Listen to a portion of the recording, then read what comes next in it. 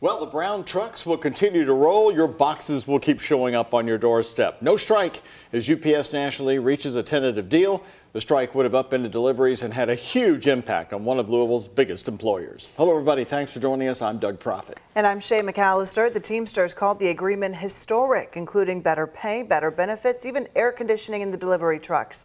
WHAS 11's Travis Breeze has been following the negotiations. Travis, what else stood out to you on this deal?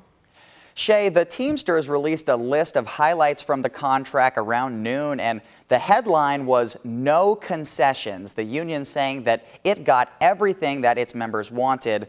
The union also said UPS put $30 billion in new money on the table for this contract.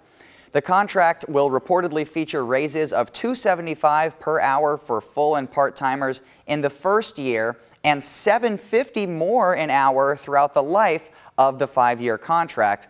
Part-timers will get no less than $21 per hour, up from the current starting wage of $16.20 today. The average top rate for truck drivers is increasing to $49 per hour.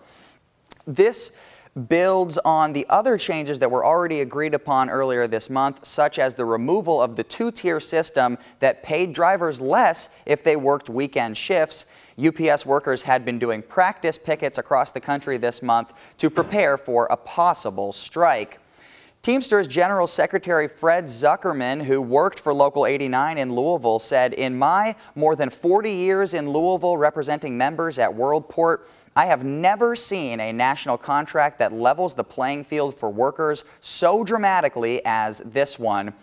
UPS declined an interview but sent us this statement from CEO Carol Tomei saying, quote, "This agreement continues to reward UPS's full and part-time employees with industry-leading pay and benefits while retaining the flexibility that we need to stay competitive, serve our customers, and keep our business strong."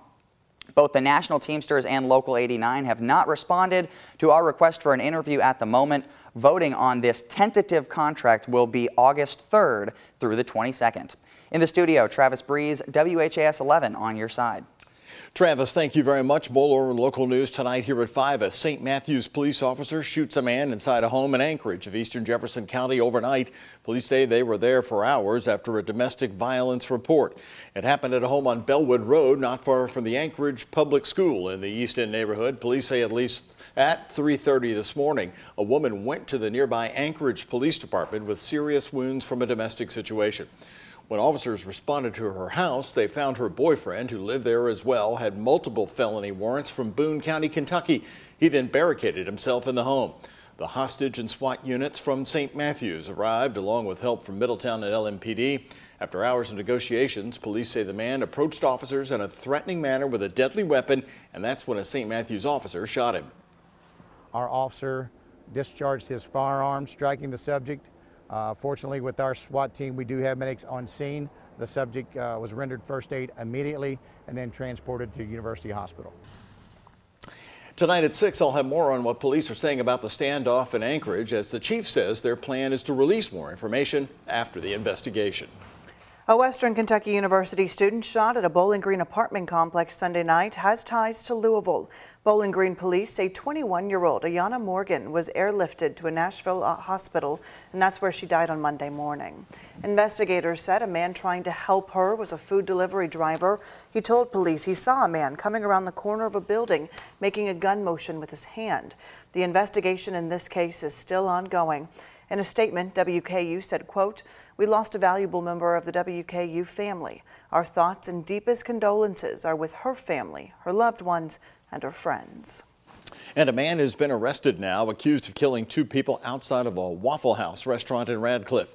According to Hardin County court documents, Rashad Akeem Bowser Highsmith was arrested yesterday. The shooting happened on Saturday. Radcliffe police responded at about 4 in the morning on South Dixie Boulevard outside the Waffle House.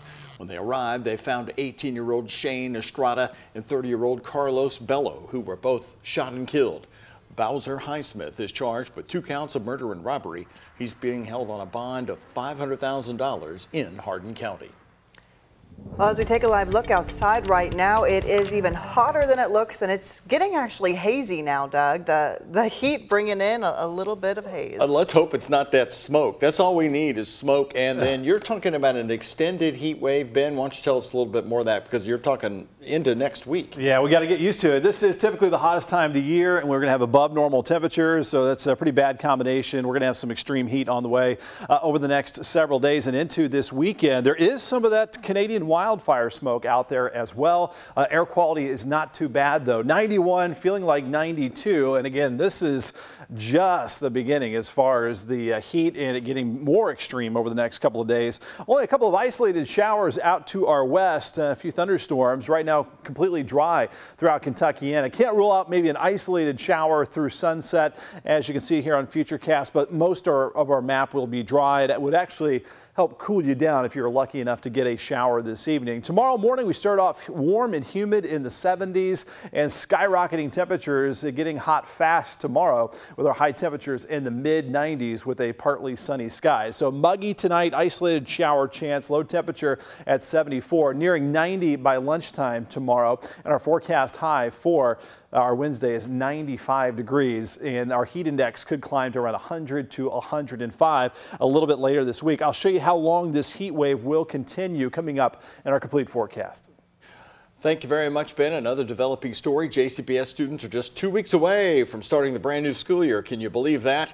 And from sweeping district-wide changes impacting everything from school assignment to those bus times. Today, the district detailed its transportation plan and asked for patience from parents who have already voiced their frustrations.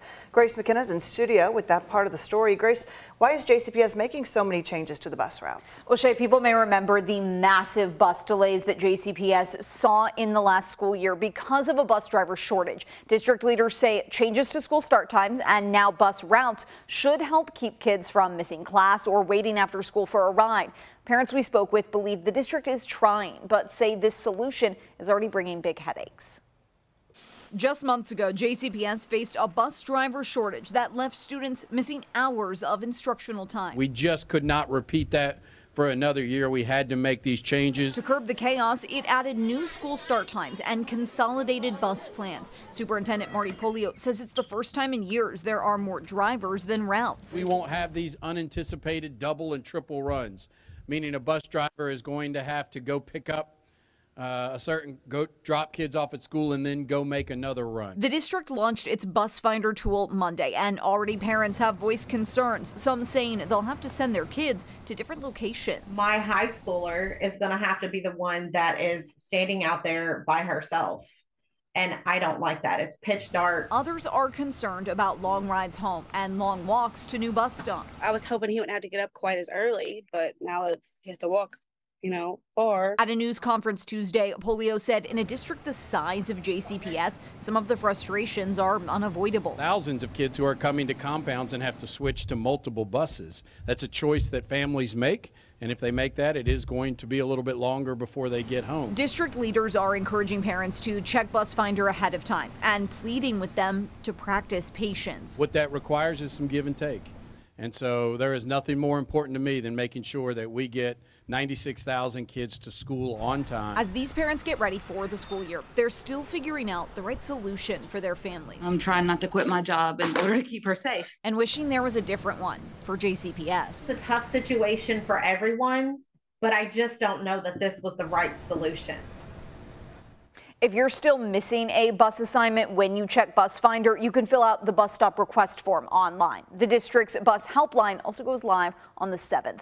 In the studio, Grace McKenna, WHAS 11 on your side. All right, Grace, thank you very much. Polio said the district does still hope to hire additional bus drivers. And happening tonight, Jefferson County School Board will be meeting at the Van Hoos Education Center. That's where they're going to be talking about and possibly decide on how the school district will implement Kentucky Senate Bill 150, which has been passed by the state of Kentucky.